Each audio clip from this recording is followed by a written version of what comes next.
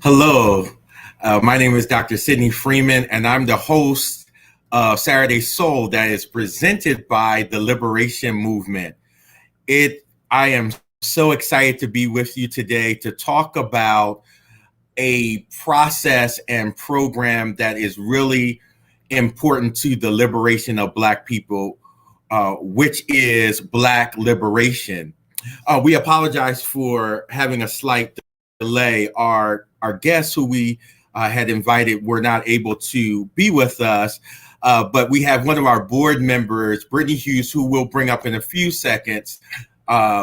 That we'll have a conversation about reparations in the Black community. I want to share with the audience that on Thursday, my father passed away, and what I want to dedicate this program to him. I know he would want me to keep moving forward, and he knew how passionate we both are about the notion of liberation and also reparations, that Black people in the United States are owed a deep debt to this country, from this country. So with that, let's bring on a board member of the Liberation Movement and one with their own stellar background, attorney Brittany Hughes.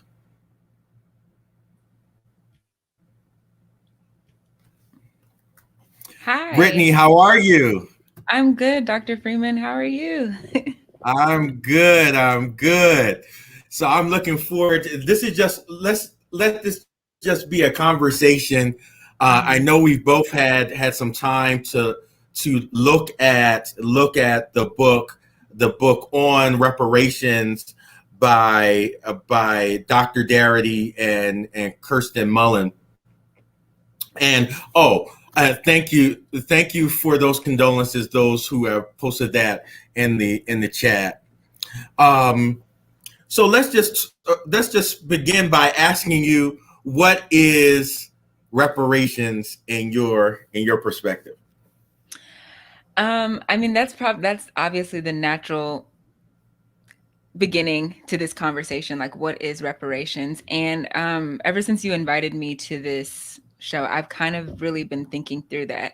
I think oftentimes when we discuss reparations, we're thinking primarily of financial reparations, which is appropriate given the economic contributions Black people have made to this country and really to countries across the globe, even though they might not have been the predominant race there. And so economic provisions are certainly a part of my definition of reparations. But I think that going beyond that, for me, something that I think should also be considered in conversations of what reparations are is also access to knowledge and history, if that makes any sense. And so what I mean by that is that, to me, reparations look like more than just providing Black people with economic provisions to, maintain and advance financially in this country, but it also looks like providing provisions to growth and development and to historical data that we've previously lost. So it also looks like an effort to reconnect Black people with their family and familial ancestral roots through efforts to show them or find ways in which find their trails and the lines in which their families might have come to this country. And it also looks like providing them access to resources such as education, healthcare, that will allow them to maintain or sustain I don't want to say worthy, but a less complicated life, if that makes sense. Yeah, it's interesting. When I was at Oakwood, I remember being in the dorm in Peterson Hall, arguing back and forth with poli-sci majors about are we going to get reparations, right? We had arguments about if we were going to have a Black president, all those kinds of things, right? And it's so crazy that it was just I I was there. This was maybe in 2003, 2004, having these arguments, robust arguments, and now we've had a black president, and we now have a black vice president of the United States, and that just seemed like that could never happen, right? Right. And so one of the things that I've found interesting is having different discussions with people about this program in particular, about, you know, could this really ever work? Could we ever really be restored in that way? And so while no one really pushes back and says we're not owed this, they don't say that, you know, other groups they acknowledge that other groups have had access to restitution, whether it's the Japanese or other groups or Native Americans. But it's something about Black people. They're saying, no, this can't happen. What are your thoughts related to that? So, you know me, like I wasn't a poli-sci major. I was an international studies major, but having, you know, gone through law school and been very well acquainted with like our legal systems, our policy in this country, my answer is going to sound maybe a little bit different than what you might have heard. So I don't think it's a matter of whether or not it can happen. I think, though, that the scope of how it happens and the way in which it happens is something that we should expand our ideas on. So I think oftentimes when people discuss reparations, particularly in the US, we look at it in the context of this is something that the United States government needs to provide to Black people here, to Black Americans and all these things. But I would challenge that because slavery was not just a United States thing. It was a very real global trade and industry. And so there were countries aside from the United States that were complicit in slavery, that were actively involved and really pretty much touching pretty much most, if not every continent. So I think that's the first, I don't want to say error, but that to me is the first aspect of things that I would consider as far as like, let's look at the global aspect of what slavery was and how getting reparations, you know, in that space would really look. I think the other thing that I would consider is the history of the United States in a way. And what I mean by that is that the US is very different than a lot of other countries, and that whether people like to admit it or not, given our last president, this is a country that was very much so built on immigration. And immigration has always been a vital component to the survival and the economic prosperity of the US. Understanding that Black immigrants also have a special and unique experience coming to the US. And many who have come to the US, while they might not have been here during slavery, or they might not have come during even the civil rights movement. I think one of the biggest peaks in immigration to the US from predominantly Black countries was really during the 80s and 90s, specifically from the Caribbean. While they might not have been here during those times, many of them have unfortunately encountered and had to live with the very real realities of racism and its impact in this country on Black progression, Black economic status, and all of these other things. So then the question that is almost always posed when we're discussing reparations and how do we do it is, okay, if we're looking at reparations solely in the US, are we providing reparations to all members of the Black diaspora who reside in the US, or are we only providing reparations to individuals who are descendant of the slaves who docked in the US? And that can become, which I don't like to use that because I know it can be very controversial. I know. I got Yeah, but that is a question that always arises. And in my personal perspective, I think that all members of the Black diaspora are entitled to reparations in some form. And that's why I go back to my first point, which is let's look at the global aspect of this thing.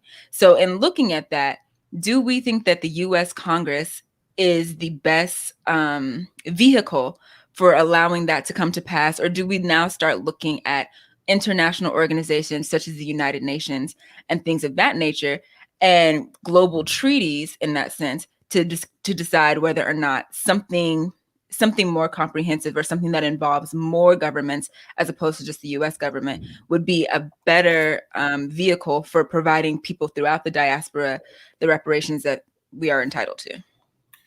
We're going to have a real, so I'm on that other end, right? So I'm on that other end. So this is going to be a really good conversation. So,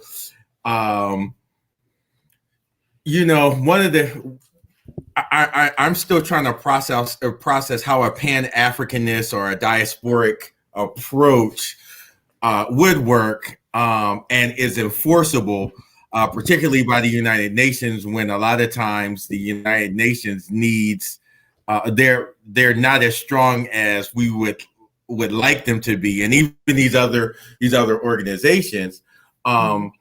But some people make a unique claim. We have a particular unique claim here in the United States. Versus, and there's just this whole discussion of like Jamaica right now. I'm sure you've heard about this. Jamaica is petitioning to create its own reparations program, and it's something interesting about the United States that when I'll call them ADOS, but we can call them Black Americans or people who are descendants of the enslaved Africans here. There's no problem there. There isn't a problem when we say Jamaica or Trinidad and Tobago or other places say we have a claim to reparations, right, in a particular way. But when Black Americans here in the United States say that, it's posed as divisive. And so I remember with talking with one of our board members here at the Liberation Movement, when I used the language ADOS, he was like, "Uh-oh, you know, will that alienate some people?"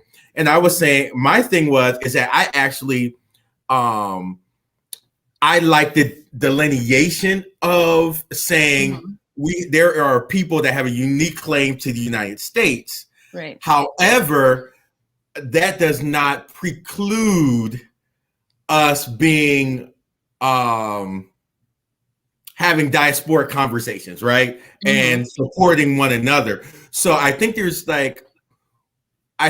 each country probably should study itself and figure out an approach that works for them, and then partner and support each other. So it may be a different way of doing it versus start out trying to be broad.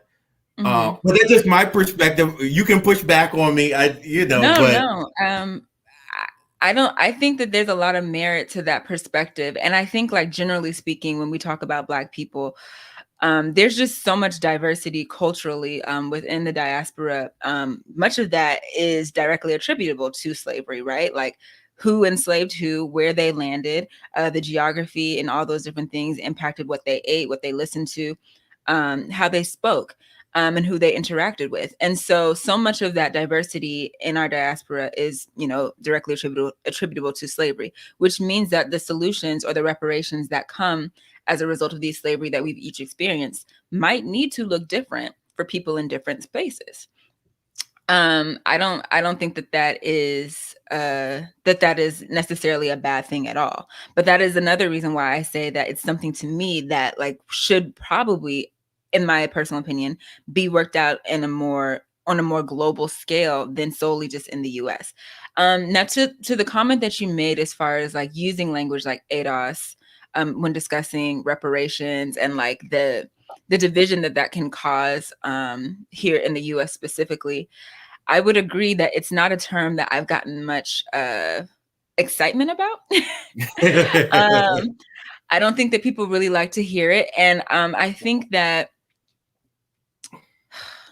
this is a very complex thing to state, but one of the differences, or one of the unique factors, and I really wouldn't even say it's solely unique to African Americans, because I think you can find people in similar situations probably in the UK.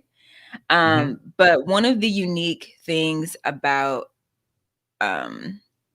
about African Americans is that, or who are descendants of slaves who came to the US, is that we are very much a complex and thriving, living, impactful, influential culture, but we lack our own country. Mm-hmm. And so in many ways, for other members of the diaspora, a lot of the pride and things that they might feel, or a lot of the pride, or a lot of the joy that they might take in their identity, can be tied to them having been a part of a culture that was cultivated, but not only cultivated, but was legitimized because it became its own country. Haiti, Jamaica, so many other, even like Liberia, so many other predominantly Black countries, while they were impacted by slavery, and that is a part of their history, there has been a legitimization of them because they have come to the world stage in their own country with their own land. So if we're looking at that context in the terms of reparations, and let's say that tomorrow, I don't know, Joe Biden or somebody is like, look, we want to give people reparations. So like, we're going to stick to what we said. We're going to give, or rather United Nations, not Joe Biden. Let's say the United Nations, like, look, we're going to give people of the Black diaspora 40 acres and a mule, right? Mm-hmm. Would that mean the same thing to an African American or a Black American in the U.S. as it would to maybe to a Jamaican national or a Haitian national who might already own land in a country where land is predominantly owned by people who look like them? Mm-hmm. It might not mean the same thing, right? Mm-hmm. Whereas when we look at land ownership here, Black people are very easily in the minority, and the number of Black people who own land here is like small in comparison to our counterparts. So go ahead. Well, I was going to say that one of the complicated things is that we also have to deal with the indigenous people here, right? So when we start talking about liberation, we start talking about sovereignty of land. Whose land is it to give? Yeah, so they would be saying that we all occupy, anybody that's not indigenous should not be occupying this land. Now, there can be, partnerships or whatever we create, but I think it's pretty messy given the way that the country has kind of developed itself. But I'm cutting you off. I'm sorry. No. But that's a very solid point. And I think when we start looking at reparations solely from the economic aspect, we run into issues like that, because then it's like, who does this belong to? Who has a rightful claim to this? And who even had the right to give it away? And so when we look at it from an economic standpoint, you start to run into issues like that. As I was kind of thinking through this topic, specifically the idea of like maybe a reparations program being one that would be administered by an international organization, the cases that kept coming to mind for me were cases dealing with the Rwandan genocide. I know that sounds like really left field, right? But for those of you who might be familiar, or I hope everyone has heard about it in some capacity, but for those of you who might not be familiar with the Rwandan genocide, it took place in the 90s. A mass amount of Tutsis were killed, and in restoring the country and trying to move forward from the tragedy of the genocide, the United Nations was involved. They set up human rights courts or tribunals that were run through the United Nations, and they also set up these things called gacaca courts, which are really like community courts where peers would kind of be the judges and jurors of each other. So people who were admired in the community and things like that. And so we see that that has happened in the 90s, that Rwanda has gone through this whole process of trying to restore itself from this tragedy that occurred between between groups that were native there and groups that belonged there. And we look at Rwanda today, and not to say that it's a perfect country, but as far as violence is concerned, it's probably one of the safest countries in East Africa. It has a fully functioning economy.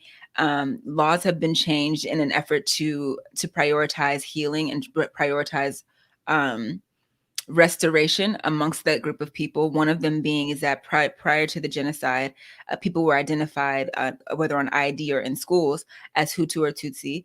And now I don't know that it's illegal, but it's very much so frowned upon to inquire or to require that someone identifies solely as Hutu or Tutsi. Rather, it's like, I'm Rwandan, if that makes sense. Mm-hmm. And so to me, when I look at that case and I look at international intervention, even though it was too late, or the United Nations intervention and the aftermath, it becomes very clear to me that there needs to be a conduit for healing and a conduit for dialogue as far before restoration can actually occur, whether economically or physically or in any other matter. And so to me, what's missing a lot of times in these conversations surrounding reparations, whether it be for African Americans or Black people throughout the diaspora, is that conduit for healing and that conduit for dialogue prior to coming to a conclusion on what physical means need to be provided in order to, I don't even like to say make whole, because in reality, there's nothing that will be given to make this situation whole, but that may be somewhat acceptable to people in that group. Does that make any sense? It makes a lot of sense. There's a couple of things that are running through our mind, so I'm going to throw it out there, and then you respond or catch it. But one of the things that I'm thinking about, and we possibly can go back to it, because we're people of faith. Right. What is the role of the church? What is the role of those who are believers in advancing the cause of reparations? That's one thing. The other thing that I wanted to bring to your attention is there was something called the New Africa Movement. I believe it was in the late 60s in Detroit. And the New Africa Movement was this movement that essentially said that we should own land in the most populous states in Black states. So essentially that was in the South. So I'm looking at it now. So it's Louisiana, Mississippi, Alabama, Georgia, and South Carolina. That would be a place that we would own our own. We would have our own sovereign land. Those states would be ours. Now, of course, as I said, that would be problematic as it relates to kind of the Native American indigenous piece. But even that thought process about if we would talk about reparations, what, originally we talked about, yes, a financial piece, but there's also the land piece. The land piece that's important, and I just came back from the Equal Justice Institute in Montgomery, and just to think about kind of the lynching, people have been lynched over their land. They've been, we think about Tulsa, all those kinds of things. So I know I threw a couple of things out there, but just wanted to get your thoughts about, if we're talking about reparations, should we be talking about it in the context of land? And if we're talking about land, should we be trying to make ourselves some type of sovereign people with our own kind of almost kind of make Atlanta, we take Atlanta as a Mecca and just build it out to the rest of the South? Yeah, no, those are really good questions. So I had to take notes. I had to write. So I'll start with the question on the church. What is the role of the church in advancing reparations? And to me, this is kind of an age-old question, because we've always asked, what is the role of the church in advancing racial equity generally, right?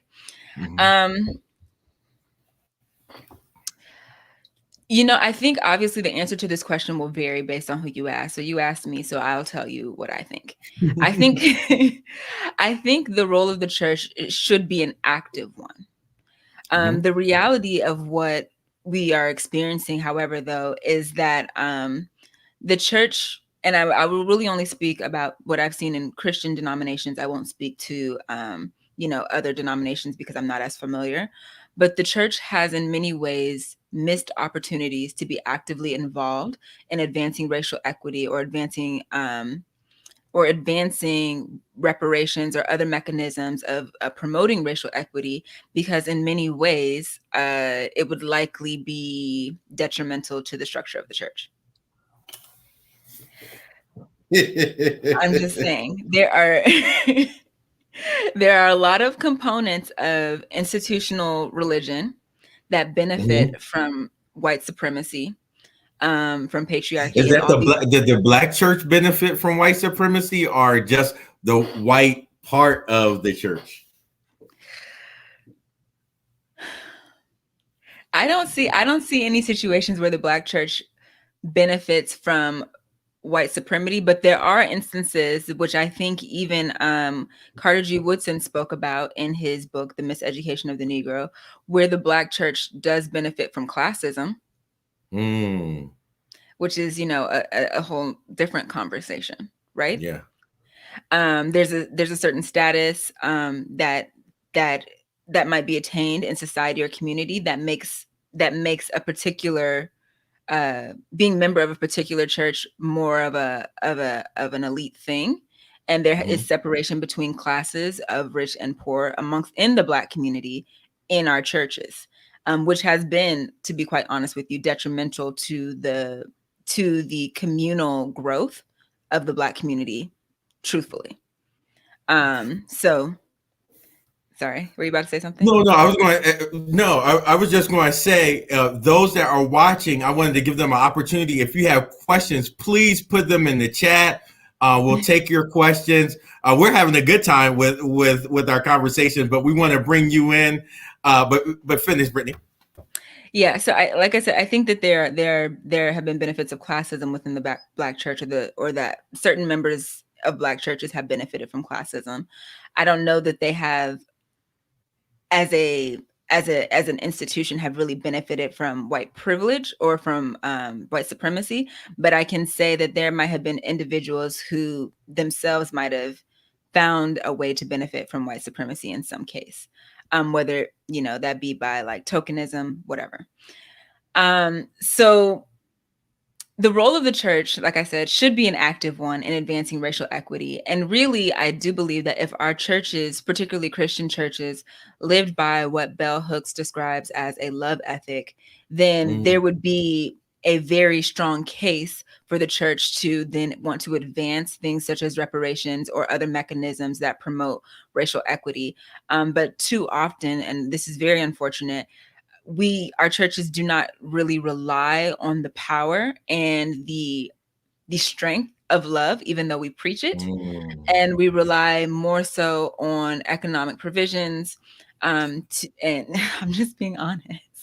I could go down a whole hippie road about this and how I feel that like the main message of our churches that is preached, which is love, is not always exercised in our politics and in our actions. But that's just me. So I think the church should play an active role in that. Whether or not I believe that they are doing it now, in truth, I do not.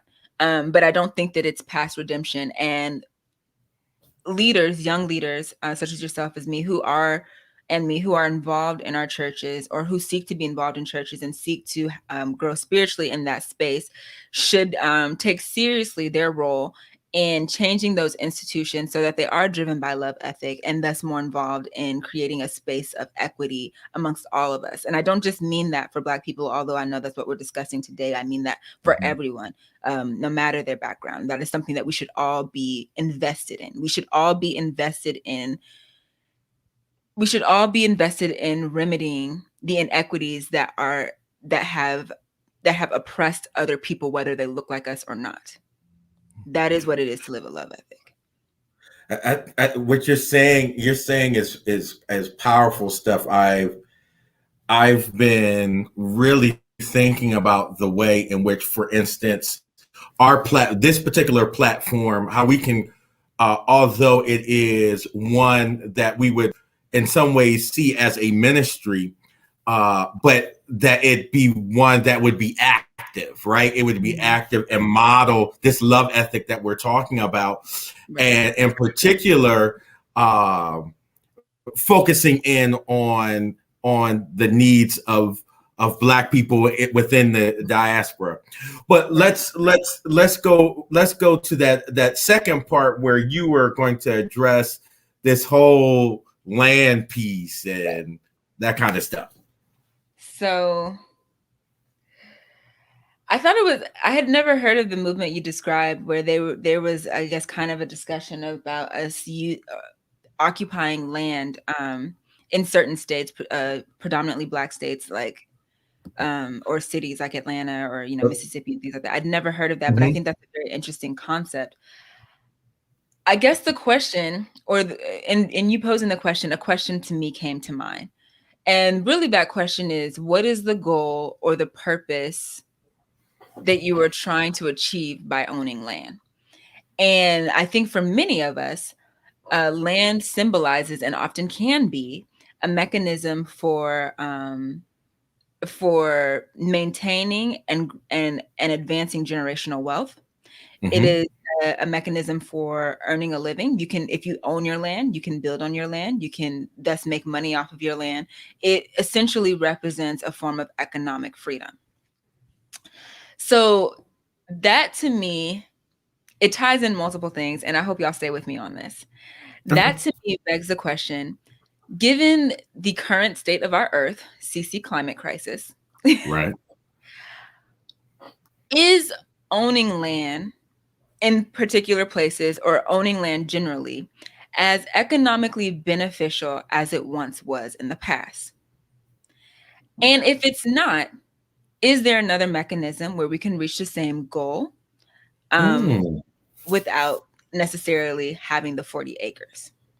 Okay. So I think that, to me, that question, it opens the door for, I think, some creative thinking, right? Because let's say they're like, all right, everybody, you know what? You're right. We were wrong. Slavery sucked. This is what we're going to do. Line up. Everybody's getting beachfront property in Florida. What is beachfront property? I mean, in Miami, what is beachfront property in Florida going to look like or be for us come 2045, right? What is that going to look like? Be looking good. It might not be looking good. So, like, all land is not made equal, and we can get land, but like, will it then, give us what we're looking for, especially if we don't have arable land, meaning land that we can grow on? Is it going to then give us the results that we're seeking? Are there other mechanisms that we could utilize? What if it's something different? What if it's stock? What if it's Bitcoin? What if it is opportunity to create or build business without economic hindrance, meaning I don't have to pay to establish an LLC. I don't have to pay for this. What if it's just access to other things? And so I think land can be beneficial, and for many people, that option might be best. But I will say, for me, if you give me a piece of land, God forbid, I don't even know if I can maintain it. But like, that's just me. So I think that that the solutions that we discussed and that were traditionally deemed as appropriate in years past need to be reevaluated for the times that we're in and reconsidered, and creative options should be brought in to discuss meeting that need. If the need or the desire or the purpose is building generational wealth, we might be able to acknowledge that owning land is not the only way to do that. It might be the most traditional and, the one that people might be much more comfortable with, but it might not be the only way. No, I hadn't thought about you're pushing my thinking with the Bitcoin piece. So one of the things that was spoken about in the book on reparations was this idea that it could be upwards of $12 trillion to, if we were to look at let me get my notes right. If you take into account Jim Crow, slavery, physical, emotional horrors of slavery, the inherent coercive nature of the system of slavery, the denial of the opportunity to acquire property or some degree of autonomy, denial of control over one's family, right? If you take on all these kind of different elements, right? And the book was advocating that the book was advocating that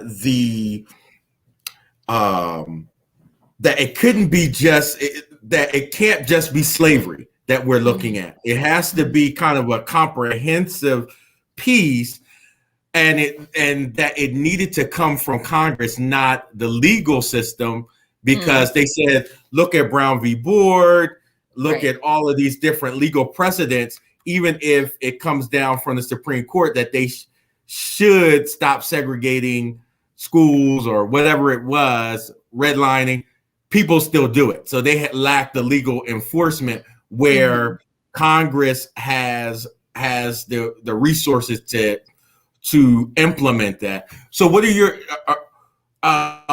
they really don't talk about the executive branch in the book and as an instrument to make this happen. What are your thoughts regarding looking at Congress, given your background and perspective? So I think, generally speaking, on any subject or any solution that you're trying to implement that you want to be sustainable, particularly in the U.S., it should come through Congress, because legislating through the courts and legislating through the executive branch, even though neither the courts or the executive branch is supposed to legislate, is a very difficult, and it's not as sustainable. So I'm gonna, and maybe this is the wrong assumption, but for those who are familiar with the U.S. government system, we have three branches. We have the executive branch, we have the judicial branch, we have Congress, all equal in their power, but they do different things. Of course, in modern times, as we have government agencies, and as we have seen through other cases, we have instances where courts will create precedent, or they will make law based on their interpretation of rules, even though Congress might not have passed that specific wording, right? And with executive agencies, Congress has legislated, allowing some of them power to make what are called rules, which essentially have the weight of law, right? And we've seen that probably most recently, or in most recent history, we've seen that on the forefront when it came to DACA, right? Through the executive branch, President Obama said, deferred action for, early childhood arrivals and things like that. I can do that through my executive powers. Congress has given me that power. And we saw the swing of what happens when you switch administrations, when Trump was like, no new applicants, and now we're back to like DACA being opened and other things. And so we see the turmoil that comes with legislating through the executive branch, or through the judicial branch, is that the judges change, and administrations change, so policy goals change. But what Congress passes into law is much more difficult to change, and meets a higher standard in order to be changed. Like, it has to be essentially unconstitutional. So with that being said, on anything, I think that getting the law passed in Congress is the most sustainable way to do it, to do anything. And that's any law that you want to implement. If you want to implement a law where puppies get hugs every 5 days, doing it through Congress versus doing it through any other branch is the most sustainable way. That's interesting. Thank you for providing that context, because it was interesting to read the book. Like, he's not really saying that it's maybe the president can provide more of the kind of moral, kind of cultural, kind of bully pulpit, but they also, in a previous interview, meaning Dr. Darity and Miss Mullen, in their book on reparations, they really push the notion that, Obama, when he was in office, he was one who, they say he could have kept his mouth shut, but he actually essentially spoke against reparations. And so that goes into lineage and all that kind of conversation. But I did want to get to Kenneth Anderson's discussion. Oh my goodness, we have them here. We have them here with us. Could you bring them up, Kurt? How are you? Cool background. Yeah. Hi. It's a pleasure to meet you all. Yeah. Yes. If you don't mind, we're going to do a little audible, Brittany. Sure. We're going to bring you back, and Kirk, let's run that introduction for Dr. Darity and Miss Mullen, please. William A. Darity Jr. is a professor of public policy, African American studies, and economics at Duke University. A. Kirsten Mullen is also an educator whose work focuses on race, art, history, and politics. In their book, From Here to Equality, William Darity Jr. and A. Kirsten Mullen confront racial injustices head-on and make the most comprehensive case to date for economic reparations for U.S. descendants of slavery. Their book has three main areas of focus. First, the intergenerational effects of white supremacy on Black economic well-being, assessing monetary value to historical wrongs. Second, the literal and figurative costs of justice denied in the 155 years since the Civil War. And third, a detailed roadmap for an effective reparations payment program. Taken individually, any one of the three areas of injustice outlined by Darity and Mullen, slavery, Jim Crow, and modern-day discrimination, makes for a powerful case for Black reparations. Taken collectively, they are impossible to ignore. The Liberation Movement is proud to present a Lifetime Service Award to writer, folklorist, museum consultant, and lecturer A. Kirsten Mullen, and professor, author, and African American reparations advocate William A. Darity Jr.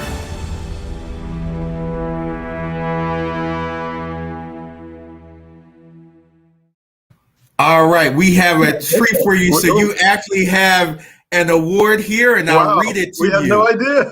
Yeah, it says the Liberation Movement for your scholarship of liberation through reparations, William Darity Jr. and A. Kirsten Mullen. So this is from the Dr. Freeman LLC, and also the Liberation Movement. Can we bring attorney Brittany Hughes back on, please?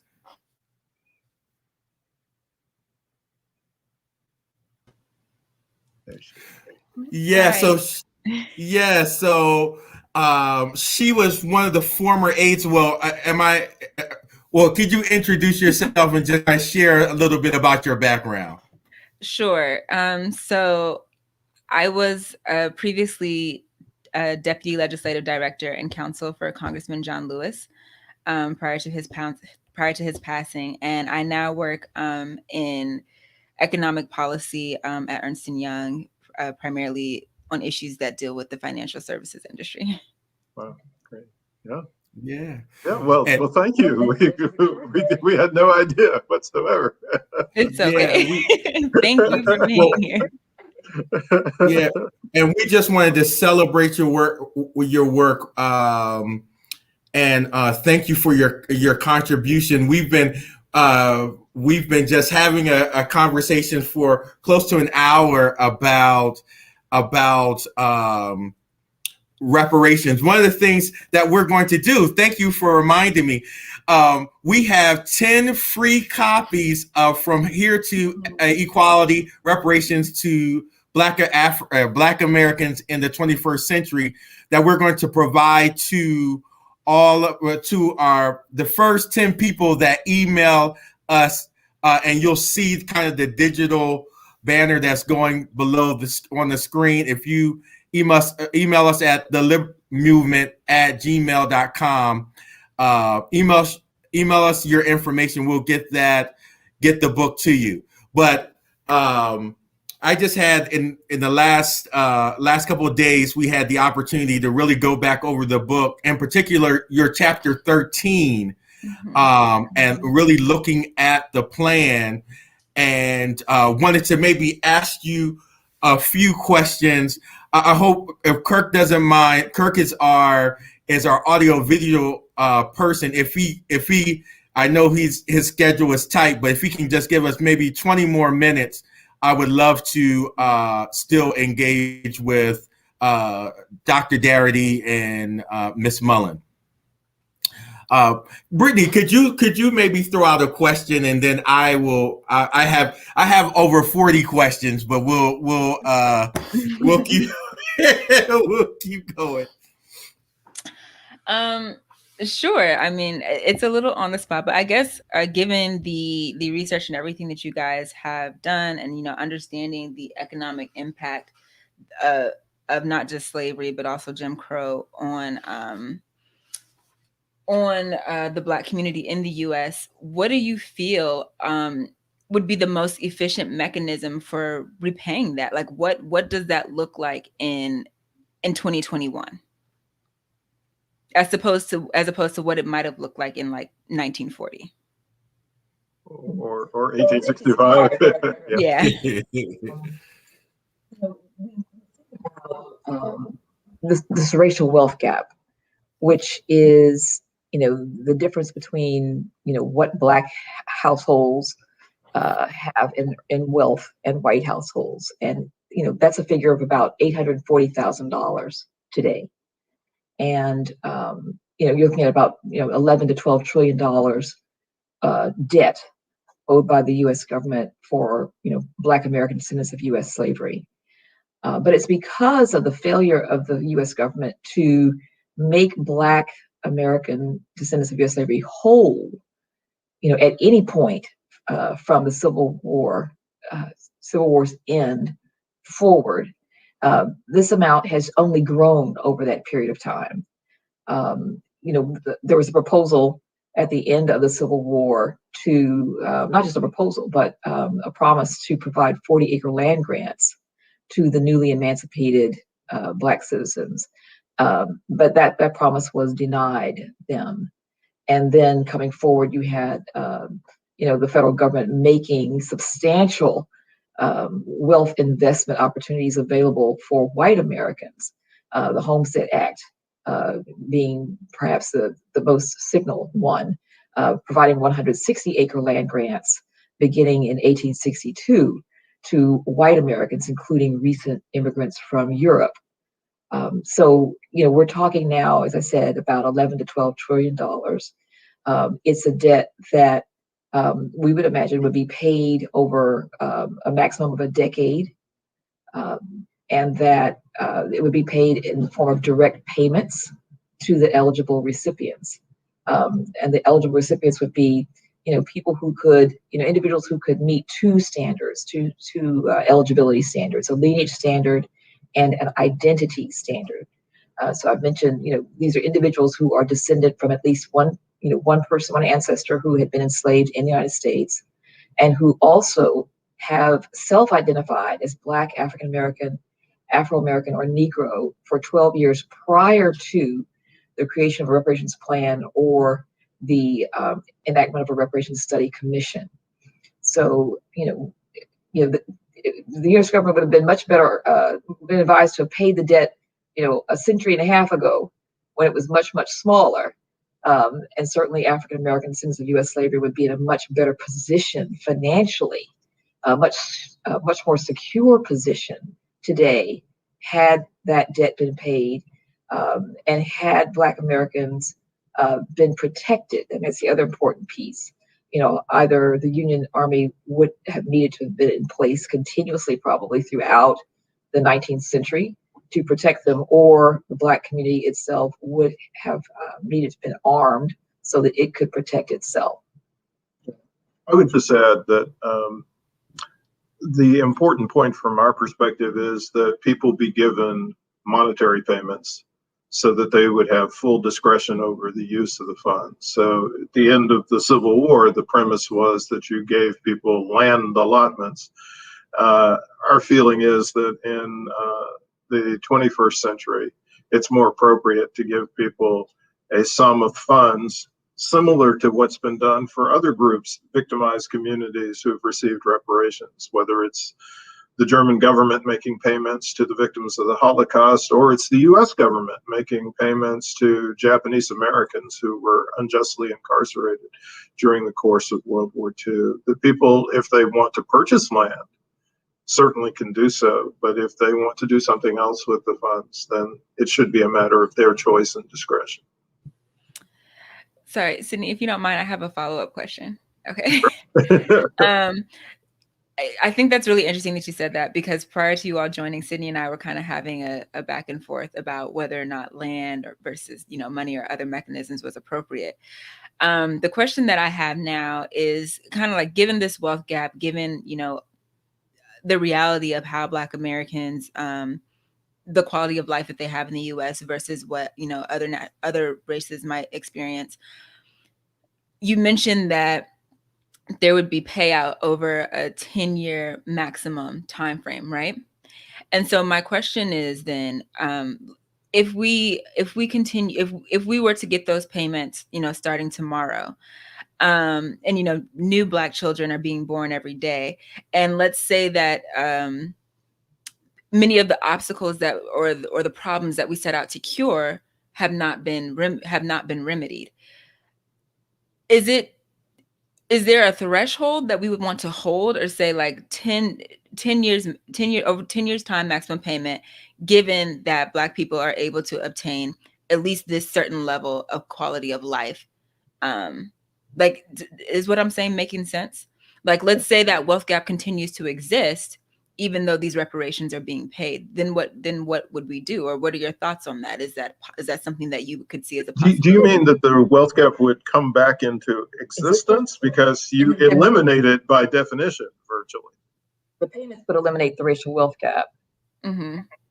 But are you suggesting that something else would happen that would cause it to grow again, or? Yeah, or that it would continue, or that it could grow again. And really what I say is that if given monetary payments, but a lack of access, perhaps to certain investment opportunities or certain means of making my money grow, could then, make that money not as valuable as it maybe otherwise could have been if I came from a different racial background. Then what do we do? Does that make sense? I'm not sure what you mean by lack of access. So if I get $100 today and I say I want to invest in this business because I know it'll provide me $300 tomorrow, but for racial reasons I'm denied that opportunity, have the $100 that I've received as a part of reparations been beneficial to? Has it really been beneficial? You're talking about some sort of discriminatory, right? Exactly. What's going on? Mm-hmm. Yeah. Mm-hmm. Well, you certainly can't compel a private individual to sell a share of their property. But if you're talking about, a bank or, some financial managed fund, there are no racial barriers to that. I mean, it's just a question of whether one is aware that they exist. But there shouldn't. There are laws that should be mobilized for the purposes of trying to eliminate discriminatory actions. You're correct that the payment of reparations in and of itself does not eliminate racism. Right. Okay, it does not necessarily eliminate all discriminatory practices. It certainly gives people a greater capacity to cope with those conditions, but. Mm-hmm. There's a quotation we use from Malcolm X in our book that you may recall, mm-hmm. where he talks about an instance in which somebody has plunged a knife into his back, mm-hmm. 9 inches, and he mm-hmm. makes the distinction between the knife being pulled out and healing the wound. Right. And so from our perspective, reparations is an attempt to heal the wound, but the knife also needs to be pulled out, which means mm-hmm. the kinds of discriminatory practices that have taken place that have led to the racial wealth gap are practices that have to be stopped. But that's not the same as making the reparations payments in and of themselves. So we'd say 2 things. One, there is a need to eliminate those discriminatory practices. And the third component of what we describe as reparations, closure, Yes. won't be satisfied unless there's no renewal of the atrocities or there are no new atrocities that take place, even after the payments are made. But secondly, let's not underestimate the impact of these payments, that they really do alter the capacity of individuals who are Black to really cope with the conditions in this society. And also to access legal counsel, to participate in the political life. You can certainly, do more than volunteer if you have the financial capacity to support candidates whose views and values are simpatico with your own. I wanted to say something too about the question I believe you're asking about, young people, babies being born across that, say, 10-year decade, the 10-year period when reparations payments would be made. We would absolutely need to set a target date, right, whereby the total number of eligible recipients is set. And from that day forward, there would be no additional people added to the list. Yeah. So it's not that, any children, any of us may have 2, 3, 5 years from now would also be eligible for reparations payments. That's not the case. But the parents certainly can transfer the resources across if they so choose. Yeah. But there wouldn't be this indefinite period where, funds would be available into perpetuity for Black American descendants of U.S. slavery. Yeah, no, thank you. And I appreciate you both explaining that, because I think oftentimes when the conversation around reparations is framed, it is looked at as a solution to discriminatory behavior when it is not necessarily. And I really appreciate you. No, it's compensation for the effects of discriminatory behavior. Exactly. Yeah. So I had a question here. So in chapter 13, you describe what you call a portfolio of reparations. I'll give you what I was able to assess out of that. The first thing was establishment of a trust fund, maybe monthly checks or a lump sum, grants for asset building that would help with home ownership, additional education, voucher for growing financial assets. So within that context, can you kind of give us a perspective on what a portfolio of reparations might look like? So we're thinking about, getting back to this, as Sandy mentioned earlier, direct payments to individuals. So this might, as you mentioned, it might be in the form of a trust fund. It might also be an annuity, an endowment. But these are funds that would have the recipient's name attached to them, not some consortium, not a community collective, but the eligible recipient's name would be attached to those financial instruments. It could be a lump sum. If it were an endowment or annuity, it may be the case that the individual could only use the interest, but that the principal would remain in place. Since we're talking about building wealth, but others have, said, well, would it be useful to have some funds set aside for historically Black colleges and universities? Certainly that would be something that would be in addition to these direct payments to the eligible recipients from our point of view. We don't see those kinds of payments. You mentioned, grants for asset building, which could be, I'm sure all the things that you're imagining would fall under that umbrella. But, for us, for our purposes, those decisions should be made by the individual recipients, not made for them. So we're not, in support of, some auxiliary, trust account, auxiliary organization that will invest these funds on behalf of the eligible recipients, but rather putting those funds directly under their control so that they can decide how they will be spent.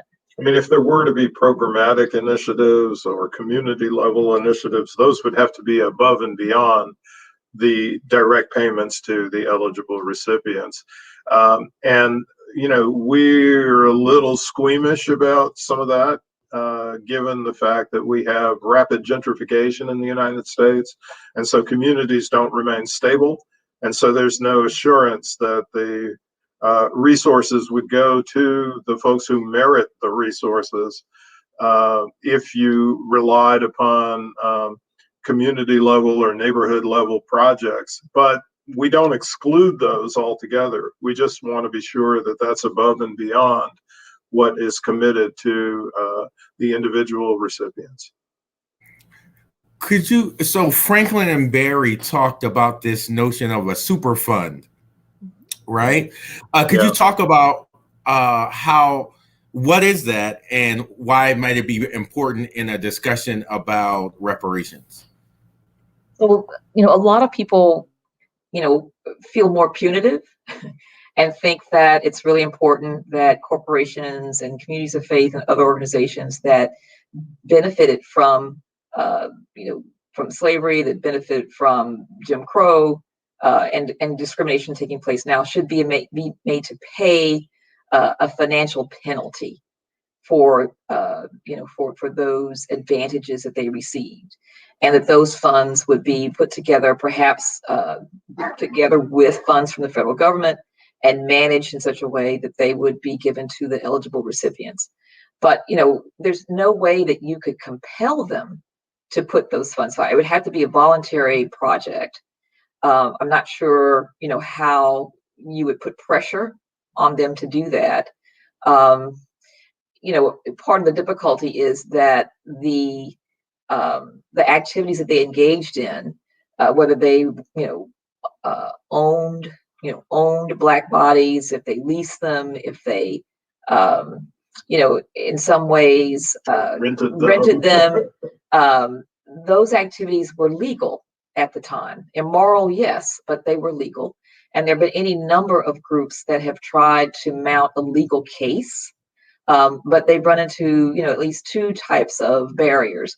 One, the statute of limitations has run out, and the other that, according to the courts, yeah, and the other that, they were doing nothing illegal at the time, and so they should not be punished. But I think that was the idea behind the Superfund. There's certainly nothing wrong with these organizations deciding to use their profit to support a national program of reparations for Black American descendants of U.S. slavery. I would love to see, a group of corporations decide that they would hire, a top-rate lobbying firm and blanket the country with, an educational program, helping the nation to understand why, why the racial wealth gap must be eliminated, how it came to be in the first place. A big part of the reason we believe that many people, Black and white, but especially white Americans, oppose reparations is they really are not aware of our nation's history. They, are not, it's rare to meet anyone who has knowledge of the Red Summer. We know more about the White Massacre in Tulsa now because of Trump's trip, and then more recently President Biden's trip to Tulsa, Oklahoma. But that was one of over 100 such massacres that occurred. I mean, in an 18-month period, bracketing 1918 to 1919, over 35 such massacres took place.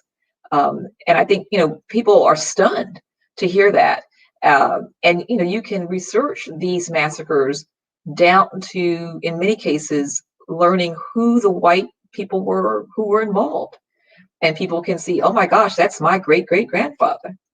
It makes it real to people in a way that hasn't been the case before, because first of all, we haven't talked about it very much, and we certainly have not had many people attempt to quantify the extent of the damage to Black people, not only injuries and deaths, which were substantial, but also the property that was lost, and people having to leave in the dead of night, often with only what they could carry, and having to abandon their homes, abandon their businesses, and any inventory that their businesses contained. So education is really, really important in this context. Yeah, they were compelled to abandon the community that they had known and had grown up with. The perhaps the most dramatic example was one that Kirsten mentioned, which was Tulsa in 1921. But I think it's an example that we are just recently familiar with because of the attention that was drawn to it since we'd arrived at the centennial of the massacre. But there were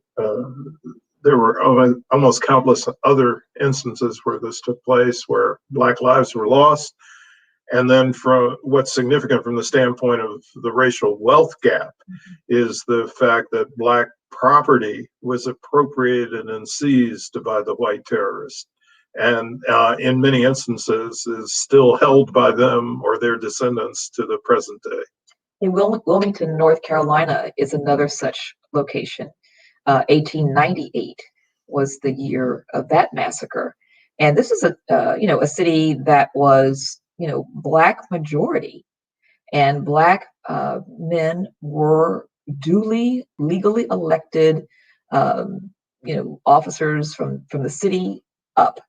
And, there was a thriving Black business district. The Black newspaper was the largest, had the largest subscription base in the South.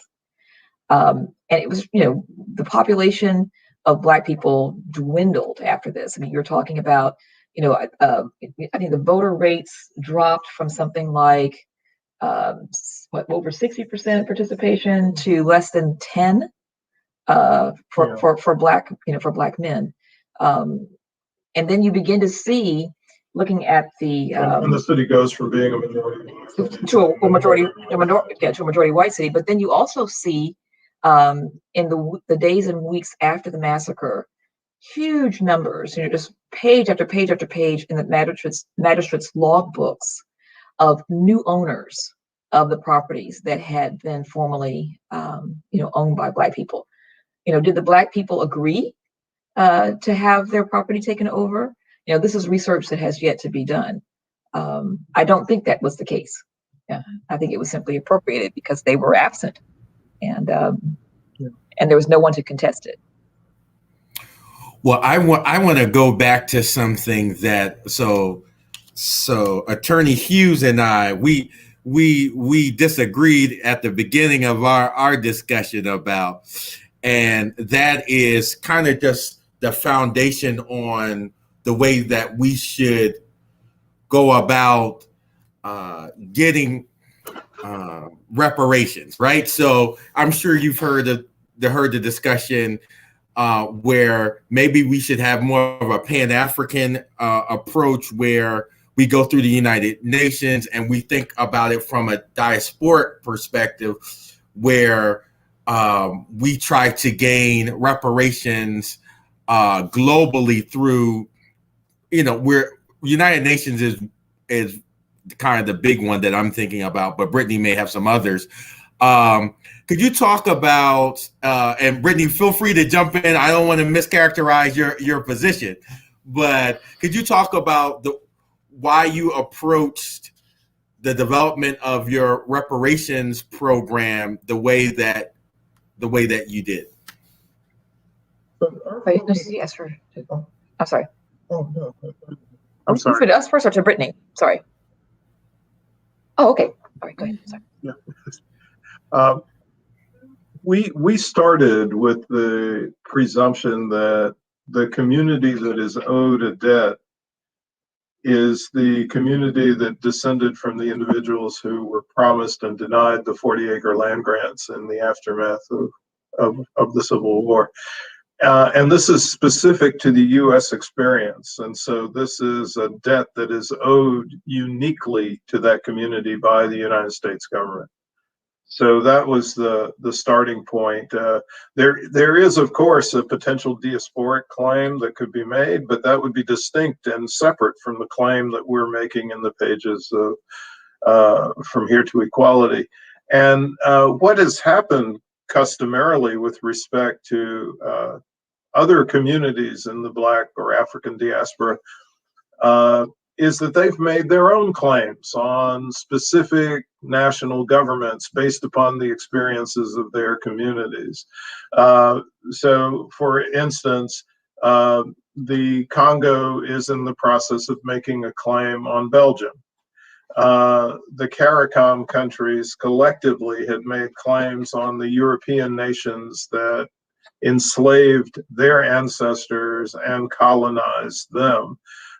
So Jamaica is making a claim that is specifically directed at the United Kingdom. And we've consistently said that Haiti has a long-standing claim on France. And, you know, the paradox in that situation is that France actually compelled Haiti to pay reparations. And so we think Haiti should get that money back with interest. But, you know, Haiti has been subjected to a huge amount of brutality since it was the country that had the first successful war of slave liberation. So our thinking is that everybody throughout the diaspora virtually has some claim for reparations, but the claim is not targeted or directed at the United States government. And so each diasporic community should make its claim on the appropriate, responsible, and culpable party. You know, CARICOM, neither CARICOM nor members of the Congolese community have included Black American descendants of U.S. slavery in their claims, nor should they. But the reverse is also true. Black American descendants of U.S. slavery should not be compelled to include other groups in their claim. When you look at the successful reparations efforts around the world, one of the things that we have learned is that being really specific about who you're targeting has made a huge difference in the ability of those claims to go forward. In the case of the Japanese American Redress Initiative, they were at the beginning of their efforts. You know, once the community became convinced that money reparations, as they called it, was the way to go. So initially they were focused only on an apology. But subsequently, the community decided that, in fact, monetary reparations would be something that would be sort of symbolically important, but also substantively important in the lives of the 117,000 people who were affected. But initially, they also targeted Japanese Latinos. So the United States government also incarcerated Latinos in Peru and in Colombia and put them in prisons, Japanese Latinos put them in prisons in the United States.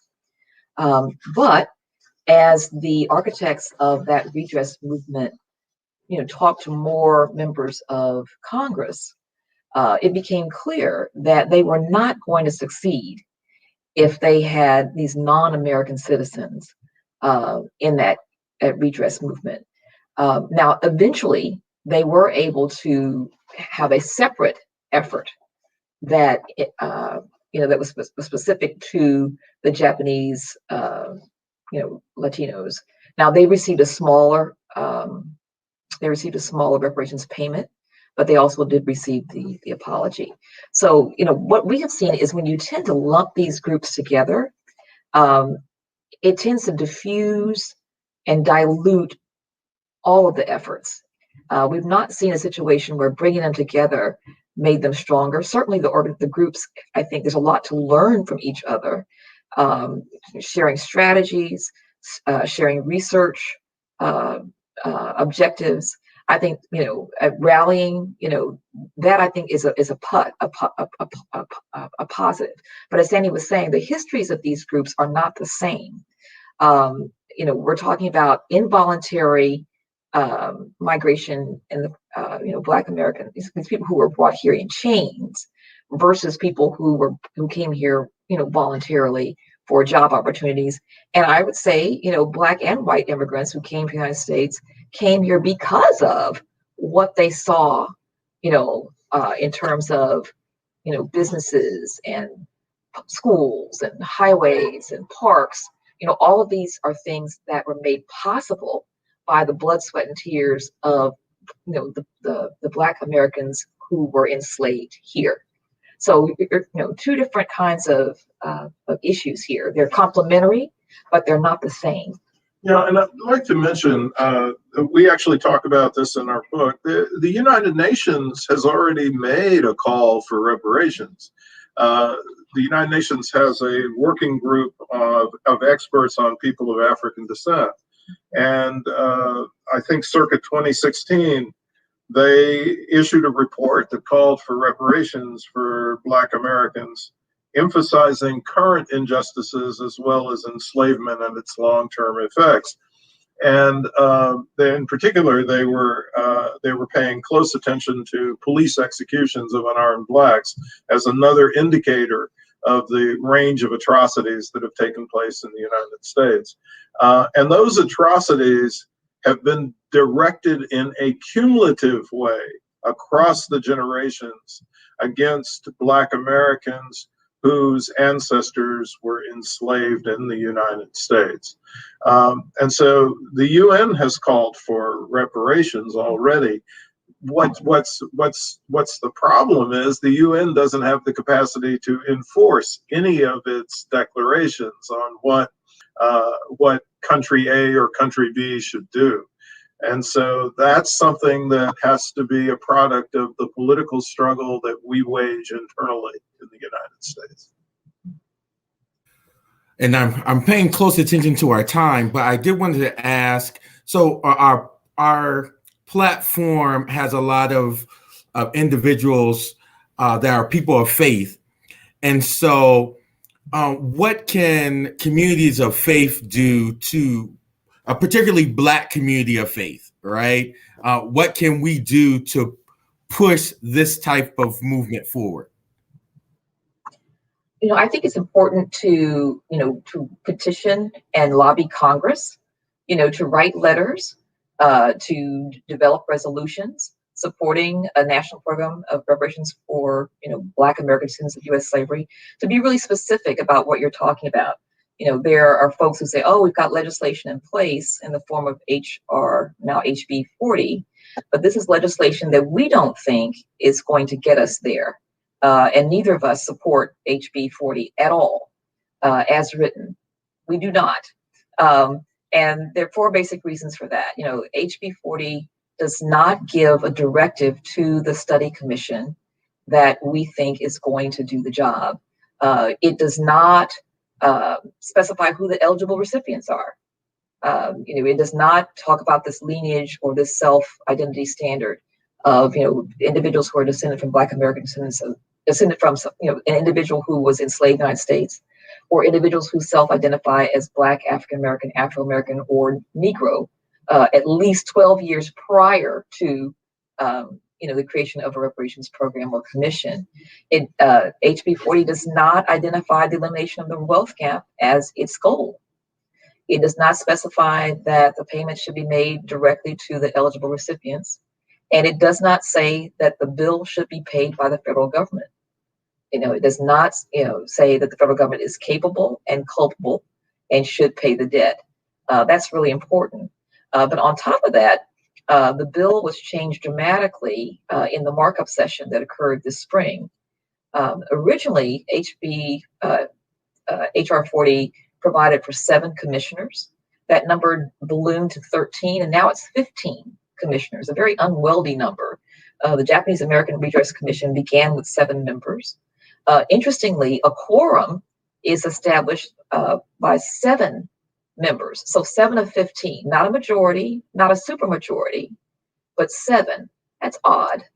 Then the director, who would not be selected by either the president, the Speaker of the House, or the pro tempore of the Senate, the director has the authority to select 6 members of the commission. So the director's 6 members plus any one other person would constitute a quorum. Yeah, the director is an administrative position. Like, why is not an actual member of the commission? So why is the director given that authority? That's just an odd thing that was added. They now provide for a salary of up to an executive level 4, which would provide $172,000 a year. Now, we think that commissions, this is a sacred mission in our minds, and commission members of this type are almost never paid. You know, the California Department of Justice Reparations Task Force is operating right now, and they're volunteers. You know, what's up with this? You know, with this payment, the length of time that the commission would have to do its work has been made longer. There's a provision that says that only it says that no elected officials may serve. So no mayors, no governors, no cabinet members, no members of the Senate or the House may serve on this commission, which is really strange as well. In the case of the Japanese American Redress Commission, 2 members from the House and 2 from the Senate served, including individuals who were on the record as opposing reparations.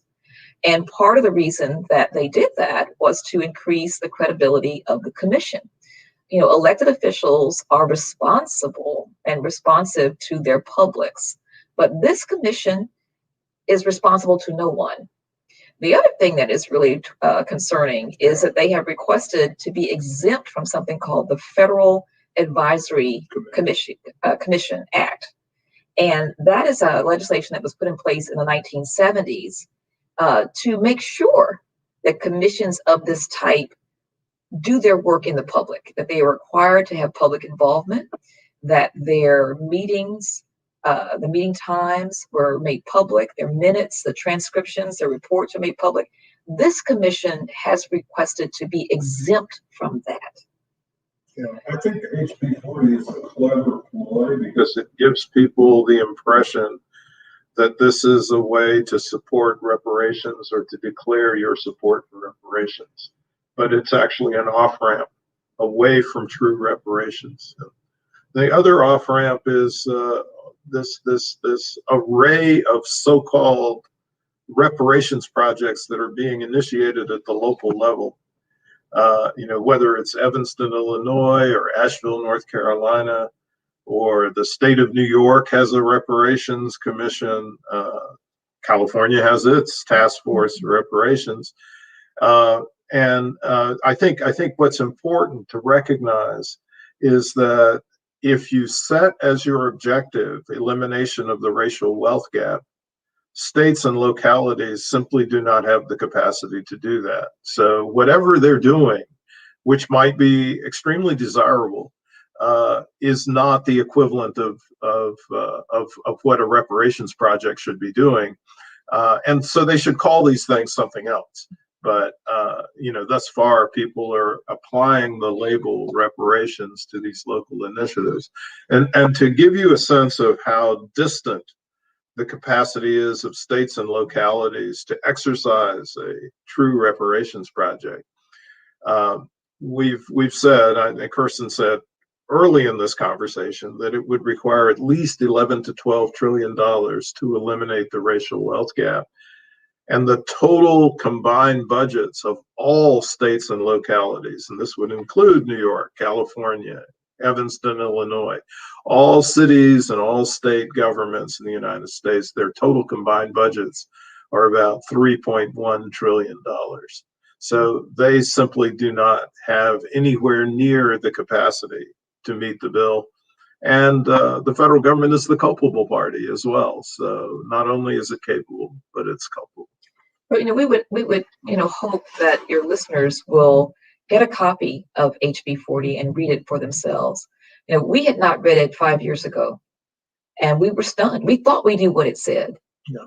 But when we actually read it, we were shocked. Thought, oh, this is what the provision is. And it has become even less effective in the markup that took place earlier this year.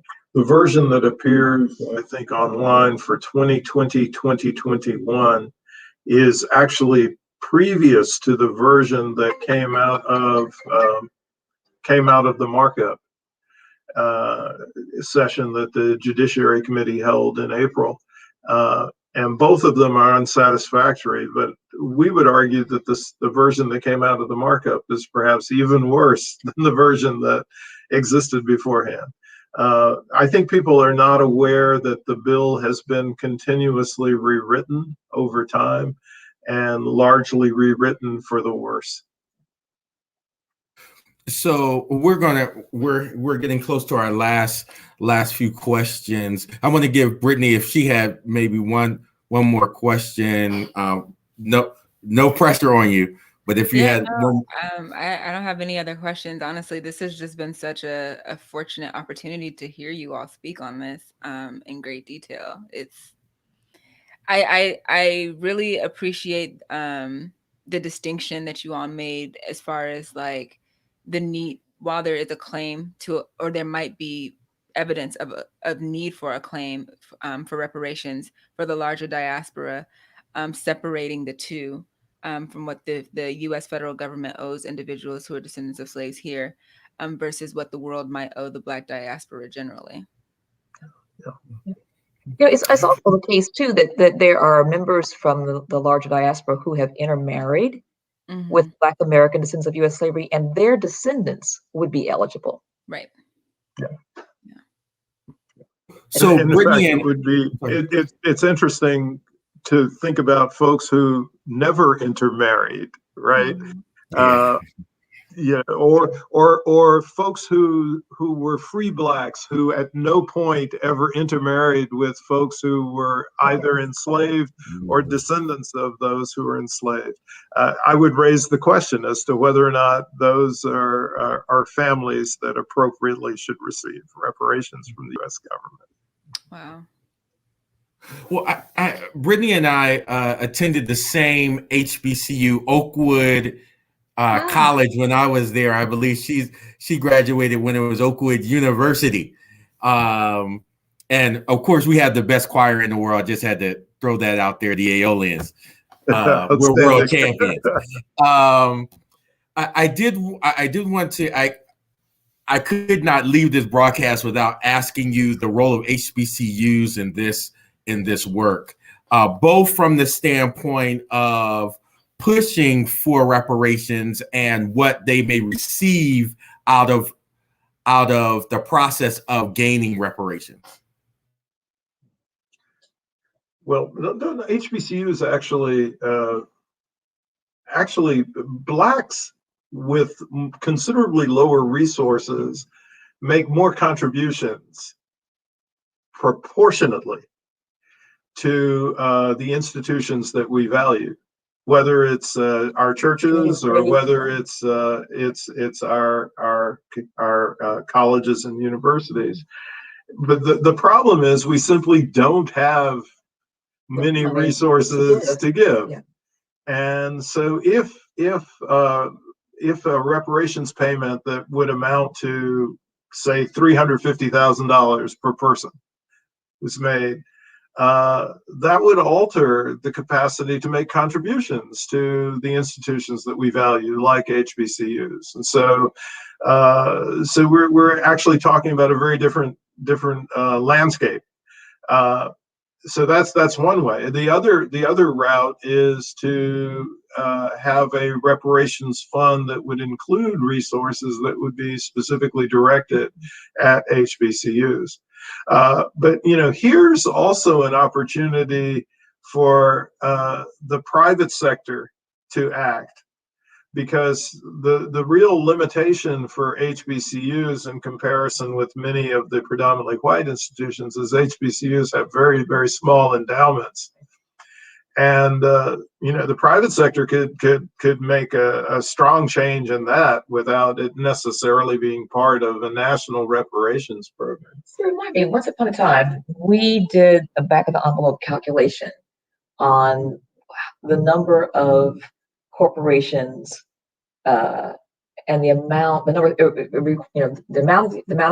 the gifts and the number of corporations that we thought might make them that could dramatically alter the endowment landscape for HBCUs. You remember what we were? Well, I just remember that if we just look at J.P. Morgan Chase, which is the wealthiest American bank, they've got assets in excess of $3 trillion.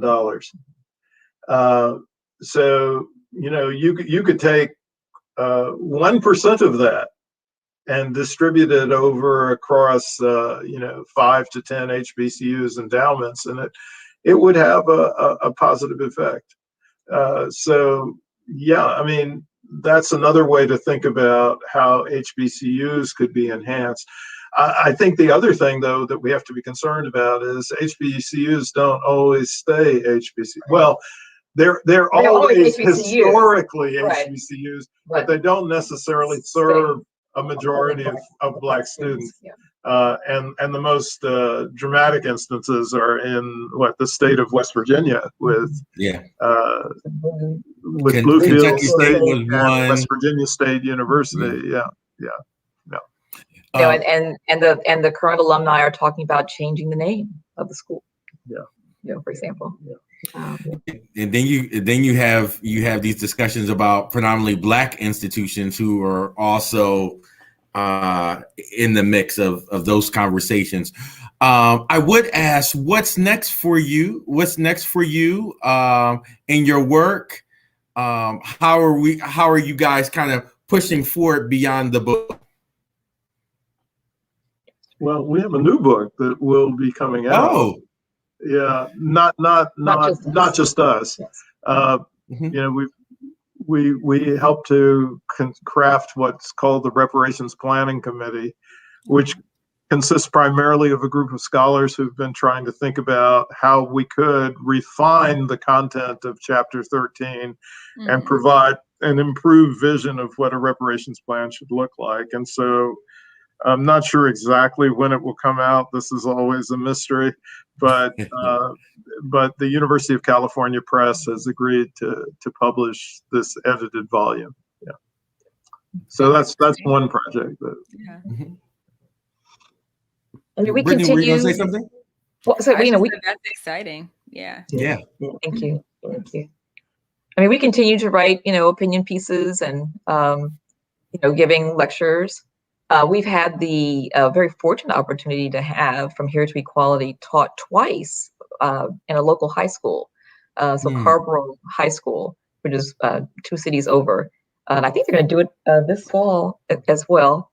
And have learned a tremendous amount about, how history is taught now in public schools, but also, what young people do and don't know, not only about our nation's history, but about their own families' histories. One of the things that their teacher, Matthew Cohn, has done is ask them to interrogate their own family's wealth positions. And is it an AP class? Or is it just one of them is an AP class. So I think it's 2 classes that come together. So there's a significant number of white students in the class, but it's been incredibly revealing, what they have learned. It's not it's not a bootstraps history that they have recovered in their families. It's a Homestead Act, land grant or GI Bill. GI Bill. Yeah. Lots of I think almost all the white students had a grandparent or a great grandparent who had benefited from the GI Bill and from the home ownership and the farm ownership components of the GI Bill. Yeah. And none of the Black students or the students of color had a GI Bill for those purposes. Education, yes, but not for wealth acquisition in the form of a home or a business or a farm or a business. Well, I knew that you guys were the ones that needed to be on our program. Just your selfless work, even with the schools, taking it beyond just the academy, the academy, and reaching out to the community. We thank you. I will definitely get this award mailed out to you. We appreciate your service to our community, pushing this work forward. And I want to also say thank you to Brittany Hughes for rolling with us and making this program what it's been. We've truly enjoyed this time. As we talked about what we're learning in our schools, our next program will look at critical race theory, and we'll have Dr. Emery Talbert, professor of history at Howard University. We also will have Miss Porsche Vanderhorst that will be speaking about that with them, where it's going to be an intergenerational conversation. She is a public school teacher that incorporates some of the tenets of critical race theory in her work there in the DMV area. So we're looking forward to that conversation. And after that, that's going to be September 11th and September 18th. It's going to be a 2-part discussion. And then on, I believe it's September 25th, we're going to have Dr. Summer Wood. Dr. Summer Wood is a world-renowned educator and public school, a private school teacher and principal, and she's going to be talking about Black parenting and Black education. So we're excited about those upcoming events. Again, thank you to Dr. Darity and Ms. Mullen for so graciously being a part of our program, and again, Attorney Brittany Hughes for her contribution. And with that, we'll close out our program. Make sure to visit us at the-liberation-movement.com to learn more about the work that we're doing through the Liberation Movement. Have a wonderful afternoon.